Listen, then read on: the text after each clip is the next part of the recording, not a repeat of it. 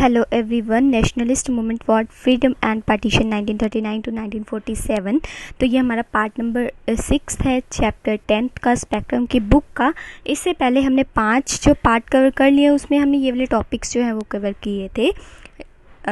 ये August for individual satyagraha, Cripps mission, quit India movement and famine of 1943, और ये तीनों भी हमने लास्ट लेक्चर में कवर किए थे। आज हम स्टार्ट करेंगे the Indian National army. Okay, तो इसमें हम स्टार्ट करेंगे। इससे पहले मैं आपको बता दूं कि इसके ये जो चैप्टर है ना, चैप्टर नंबर 10, ये काफ़ी लेंथी है, तो हम इसके छोटे छोटे सब पार्ट्स में इसको कवर करेंगे, तो पार्ट्स ज़्यादा आएंगे, ठीक है। तो घबराइएगा मत इससे, ठीक है। तो स्टार्ट करते हैं हम कि इंडियन नेशनल आर्मी जो थी वो पहले किसने स्टार्ट की थी, फिर इसका एंड पॉइंट कहाँ तक ये पहुँचते हैं, ठीक है। तो ये फर्स्ट जो कंसीव्ड की गई थी इन कहाँ पे, मलाया में, किसके द्वारा, बाय मोहन सिंह। मोहन सिंह कौन था? ब्रिटिश इंडियन आर्मी में इंडियन ऑफिसर थे, ठीक है। तो ये याद रखेंगे, ये पूछ लिया जाता है कौन थे, तो ब्रिटिश इंडियन आर्मी में ये जो है इंडियन ऑफिसर थे। उसके बाद इन्होंने डिसाइड किया कि ये ज्वाइन नहीं करेंगे रिट्रीटिंग ब्रिटिश आर्मी को। इंस्टेड इन्होंने टर्न कर लिया, मतलब अपना मूव जो रखा वो जापान के साथ रखा उनकी हेल्प करने के लिए, ठीक है। ब्रिटिशर्स को सपोर्ट नहीं किया, ठीक है। उसके बाद जो फर्स्ट फेज़, अभी हम फेजेस की बात करेंगे, तो फर्स्ट फेज़ में क्या होता है वो बात करते हैं, फिर सेकंड फेज़ देखेंगे। तो फर्स्ट फेज़ में जापान ने जो है वो इंडियन प्रिजनर थे जो वो मोहन सिंह को दे दिए। मोहन सिंह को थे Indian officer British Indian army के अंदर। तो फर्स्ट फेज़ में क्या होता है कि जापान ने इंडियन प्रिजनर ऑफ वॉर जो है वो किसको सौंप दिए, मोहन सिंह को, ठीक है। उसके बाद इन्होंने रिक्रूट किया उनको in the Indian National army, मतलब इन्होंने अपनी इंडियन नेशनल आर्मी अलग से बनाई। एक तो ब्रिटिशर्स वालों की थी जिसके ये ऑफिसर थे, लेकिन इन्होंने एक अपनी आर्मी बनाई। उसके अंदर जापान ने जो प्रिजनर्स ऑफ वॉर जो उन्होंने बंदी बना रखे थे वो सौंप दिए मोहन सिंह को। उन्होंने उनको रिक्रूट किया in the Indian National army के अंदर। उसके बाद after the fall of the Singapore, जब सिंगापुर में सब मतलब गवर्नमेंट गिर गई, तो Mohan Singh further go the 45,000 prisoners of war, उन्होंने जो है सिंगापुर से फिर ये रिक्रूट किए, ठीक है। कितने रिक्रूट किए? 45,000 इनको मिले प्रिजनर ऑफ वॉर, ठीक है। और फिर आगे जाके क्या होता है, 1942 में एंड में 40,000 और भी इसको ज्वाइन कर लेते हैं, ठीक है, और भी आ जाते हैं इंडियन नेशनल आर्मी को ज्वाइन करने के लिए।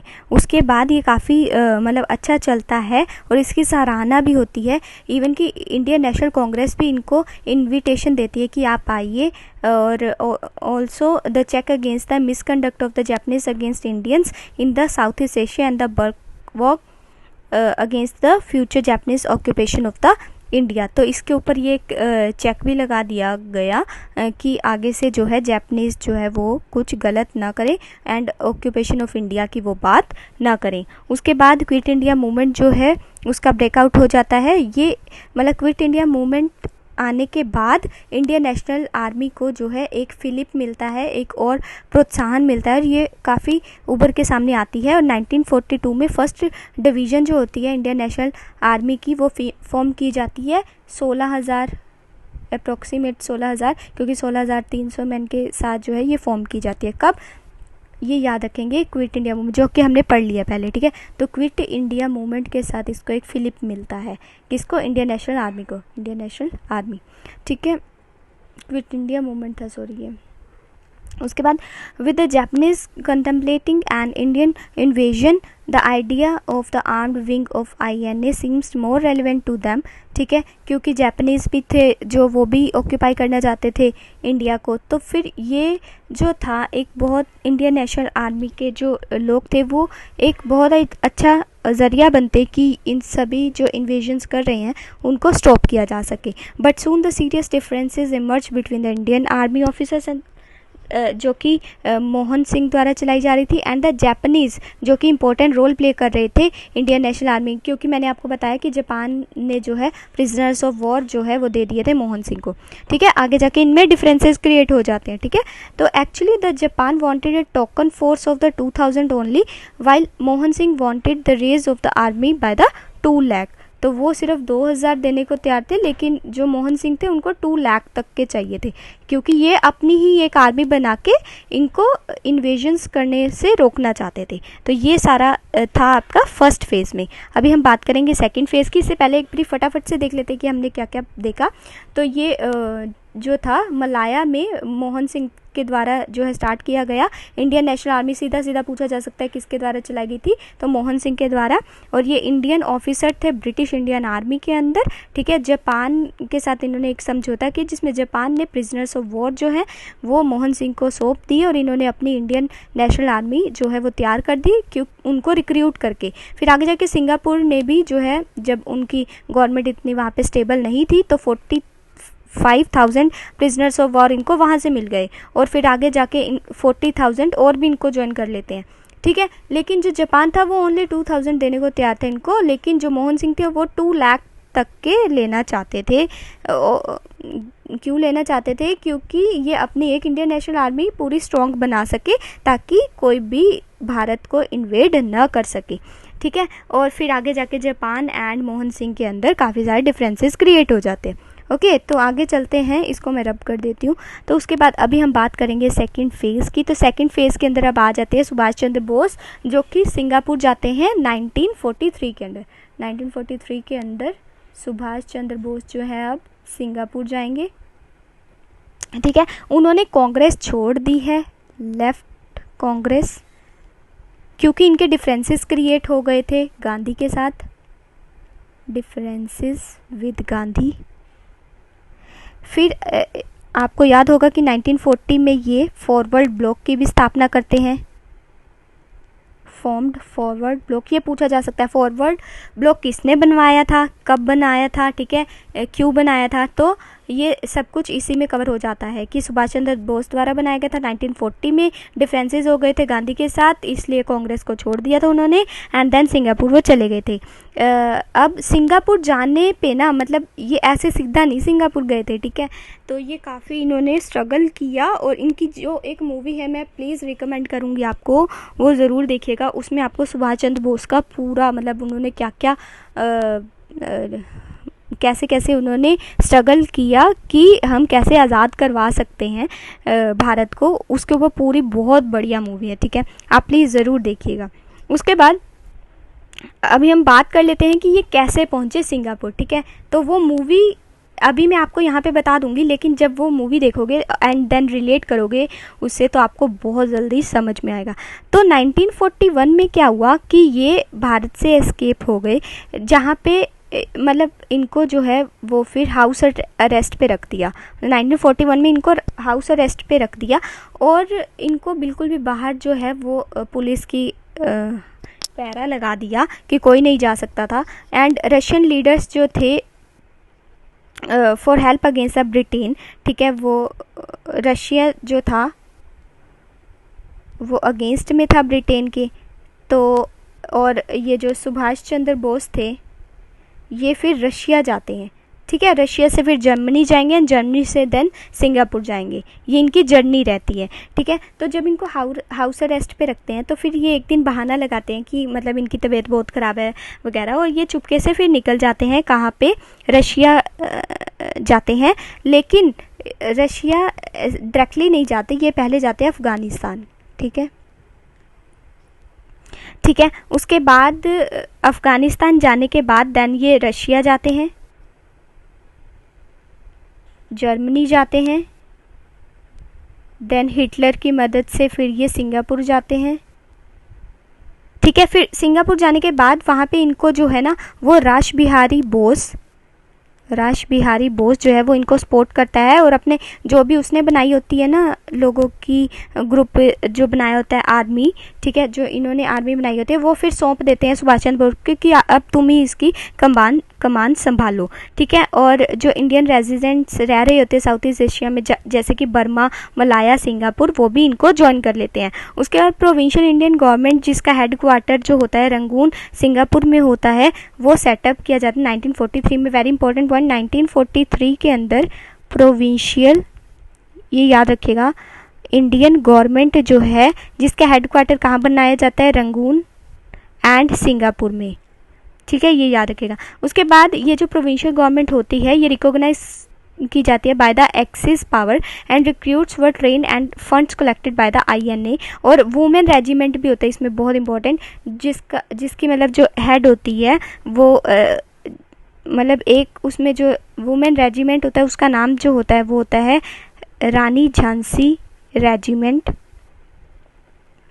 ठीक है। और आपको ये भी बात याद रखनी है, ये वुमेन्स का रेजिमेंट था, ठीक है, ये रानी झांसी की रानी के ऊपर इसका नाम रखा गया था, ठीक है। और ये जो गांधी की ब्लेसिंग्स के कारण ही जो है ये सब कुछ हो पाया, ऐसा सुभाष चंद्र बोस सोचते थे। हालांकि आप देख सकते हैं, मैंने आपको बताया था कि उनकी जो है डिफरेंसेस क्रिएट हो गए थे, लेकिन 1944 में Subhash Chandra Bose for Gandhi ji blessing for India's last war of independence, तो वो उनको कहते हैं कि आप अपनी ब्लेसिंग्स दीजिए ताकि हमें इंडिपेंडेंस मिल सके इससे। और 1 INA battalion commanded by Shah Nawaz वो अलाउ करते हैं मतलब कंपनी देने के लिए with the Japanese army to the Indian Burma front and participate in the Imphal campaign, ठीक है। और discriminatory treatment by the Japan जो है वो किया जाता है, और जैसे कि राशन नहीं देते उनको कुछ, मतलब अगर उनके फर्स्ट एड भी नहीं देते अगर उनके साथ कुछ गलत हो जाता है तो, और कम्प्लीटली डिमोरलाइज करते हैं इंडियन नेशनल यूनिट्स को। कौन? जापान वाले। मैंने पहले ही बताया कि पहले वो समझौता करने के लिए तैयार हो जाते हैं, लेकिन फिर डिफरेंसेस क्रिएट हो जाते हैं एंड देन जापान जो है बिल्कुल भी मदद नहीं करता। तो आपको एक बात ये याद रखनी है जो कि मैंने आपको बताया कि शाह नवाज जो है वो भी कमांड कर रहे होते हैं एक बटालियन को, तो इनका नाम भी कहीं पे पूछा जा सकता है। और ये इम्फाल कैंपेन में, ठीक है, इम्फाल कैंपेन में जो है ये पार्टिसिपेट करते हैं। बस इतना सा इनके बारे में आप याद रखिएगा। उसके बाद आगे चलते हैं कि क्या हुआ था। तो अब हम जो है वो सुभाष चंद्र बोस की लाइफ को पूरा एक एक करके देखेंगे। अभी तो हमने सीधा पढ़ लिया कि अफगानिस्तान, रशिया एंड जर्मनी ये सब जगह पे गए, तो अब पूरी स्टोरी बताती हूँ मैं आपको कि कहाँ कहाँ पे ये गए, कब जन्म हुआ, ठीक है।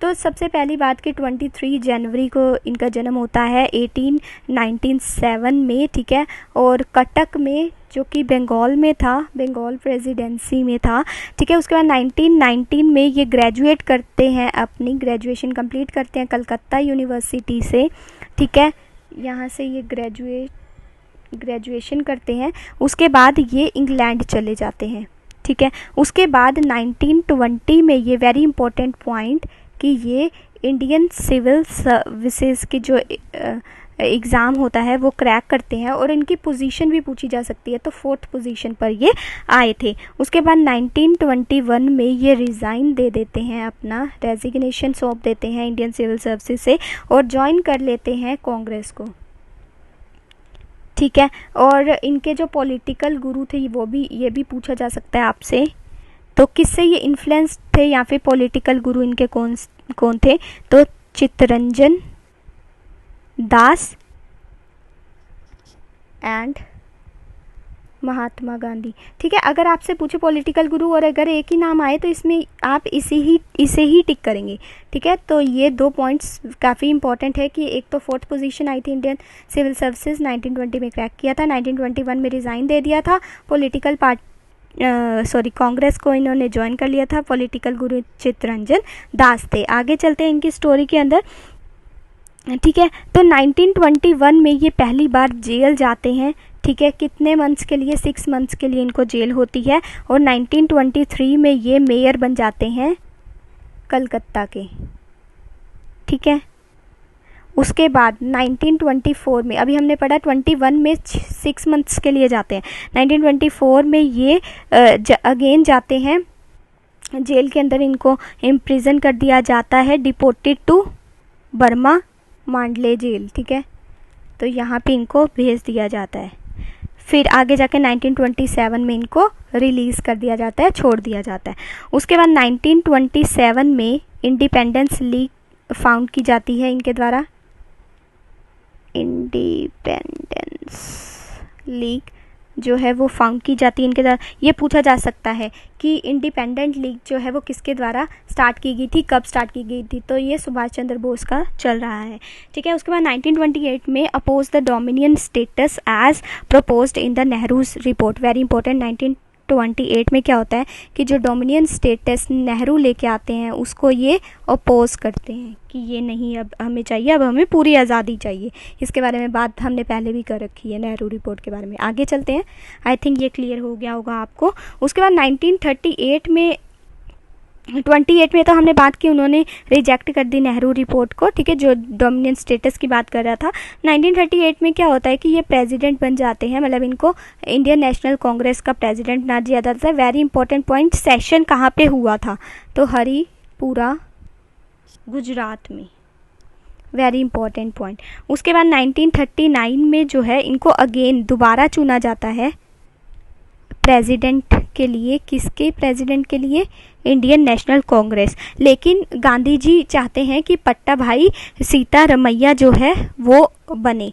तो इनके अगेंस्ट में ये पूछा जा सकता है कि इनके अगेंस्ट में सेकंड टर्म में किसको खड़ा करना चाहते थे गांधी जी? तो पट्टाभी सीतारमैया। एंड यही पॉइंट था जब ये कांग्रेस से रिज़ाइन कर देते हैं, ठीक है, 1939 में ये रिज़ाइन कर देते हैं फिर प्रेसिडेंटशिप से of the Indian National Congress, and ये अपना फॉर्म कर लेते हैं फॉरवर्ड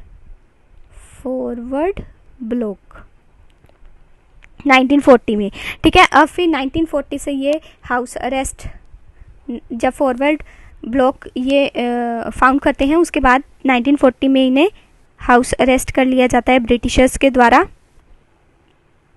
ठीक है। उसके बाद आगे जाके क्या होता है, 1941 में जो है ये पेशावर पहुंचते हैं। Very important point two note कि इनका वो किस नाम से वहाँ जाते हैं। तो शूडो नेम उनका क्या नकली नाम क्या रखते हैं? जउद्दीन, ठीक है। और किसकी हेल्प से पेशावर जाते हैं? भगत राम। तो ये छोटे छोटे पॉइंट्स हैं, वैसे रेयरली पूछे जा सकते हैं लेकिन फिर भी आपको पता होना चाहिए, ठीक है। एंड देन काबुल पहुंचते हैं, देन रीच्ड जर्मनी, वहाँ पे ये हिटलर से मिलते हैं। आई थिंक मैंने आपको रशिया बोला था, तो रशिया नहीं है वहाँ पे, ठीक है, सॉरी टू से, ठीक है। तो यहाँ पे ये जर्मनी पहुँचते हैं, हिटलर के साथ मिलते हैं ये। और किस नाम से हिटलर के साथ मिलते हैं? देखिए, पेशावर जब ये गए तो इनका नाम था ज़ियाउद्दीन, ठीक है, और किसकी मदद से वहाँ पे रहे? तो भगत राम।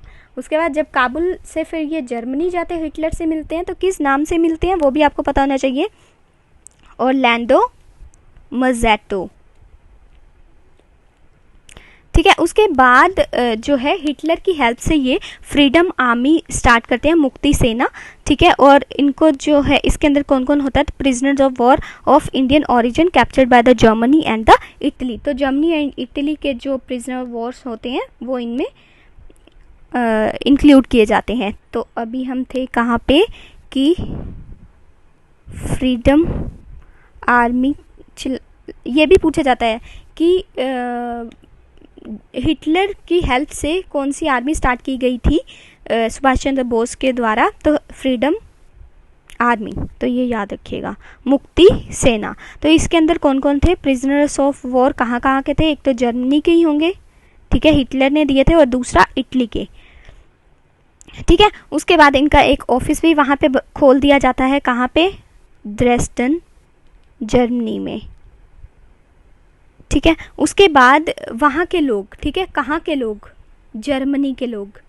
जर्मनी के लोग जो हैं, जो इनके साथ आते हैं, वो इनको नेताजी बुलाते हैं। फिर ये भी प्रश्न पूछा जाता है कि किसने नेताजी जो है वो टाइटल इनको दिया था? तो पीपल ऑफ जर्मनी ने ये बोला था। और वहीं पे इनका एक फेमस स्लोगन भी आता है, जय हिंद, ठीक है, from the free India centre Germany.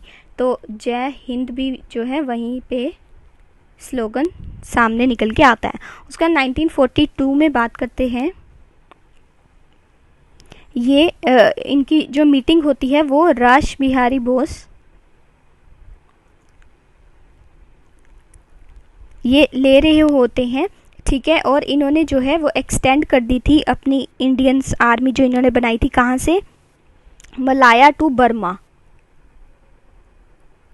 and Tokyo, and also announced the formation of the Azad Hind Fauj and the Indian Independence League। तो ये वेरी इंपॉर्टेंट किसके द्वारा बनाई गई थी, Azad Hind Fauj, second Indian Independence League. And then फिर ये ना ये मैसेज सेंड करते हैं सुभाष चंद्र बोस को कि तुम अब आ जाओ यहाँ पे, कहाँ पे, ईस्ट वाली साइड में, क्योंकि जर्मनी, यहाँ पे इंडिया है, यहाँ पे जर्मनी है एंड यहाँ पे जापान है। तो सुभाष चंद्र बोस को बुलाते हैं राज बिहारी बोस कि अब तुम फार ईस्ट में आ जाओ, ठीक है। आगे चलते हैं कि 1943 में फिर जो है सुभाष चंद्र बोस जो है वो टोक्यो पहुँच जाते हैं जापान में, और जापानीज़ प्राइम मिनिस्टर को मिलते हैं वहाँ पे, उनका नाम होता है टोजो। ओके। उसके बाद क्या होता है कि जो सुभाष चंद्र बोस होते हैं वो कमांड संभालते हैं इंडियन नेशनल आर्मी की, जो कि बनाई जाती है राज बिहारी बोस द्वारा।